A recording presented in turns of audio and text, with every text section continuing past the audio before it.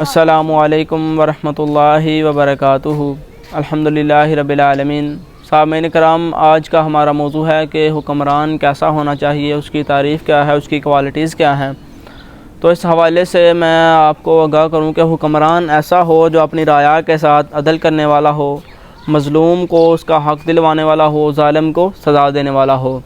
तो हमारे पाकिस्तान में आजकल आपको पता ही है क्या हालात चल रहे हैं। मुल्क के दो पार्टीज़ हैं, पीटीआई और नून लीग, जो कि एक दूसरे को नीच दिखाने के लिए कोशिशां हैं और इसमें पिस रहे हैं। जो वो गरीब लोग हैं जिनका नुकसान हो रहा है, वो गरीब लोग ही हैं। और हुक्मरानों के प्रोटोकॉल में, उनके लाइफस्टाइल में किसी किस्म की कोई कमी वाक़या नहीं हो रही। इसमें जो नुकसान हो रहा है वो सारा गरीबों का ही हो रहा है। जैसा कि कल आपको पता है खान साहब को गिरफ़्तार किया गया है, तो उसके बाद जो मुल्क के हालात थे वो देखने वाले थे। गाड़ियों की तोड़ फोड़, सड़कों का ब्लॉक करना, और मोटरवेज़ पर, मैं आज नेट तो बंद था, वीडियोस देख रहा था कि एक मोटरवेज़ पर उन्होंने आग लगाई हुई है। तो ये जाहिल लोगों का काम है ये सब करना। इससे मुल्क का ही नुकसान है, इससे अपना ही नुकसान है।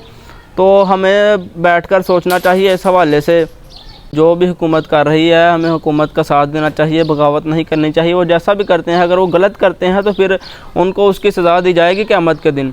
तो जैसे हम खान साहब के लिए निकले हैं, अगर कश्मीर के लिए निकले होते हैं या मज़लूम फ़लस्तीन के मुसलमानों के लिए निकले होते तो शायद पाकिस्तान को आज ये दिन ना देखने पड़ते और पाकिस्तान इतने बुरे हालात में ना होता कि शायद कश्मीर की माओं या फ़लस्तीन के बच्चों की बदवाओं से ही पाकिस्तान का ये हाल हो गया है कि आज पाकिस्तान की अवाम सड़कों पर है, एक दूसरे के ख़िलाफ़ है और पाकिस्तान में खाना जंगी शुरू है।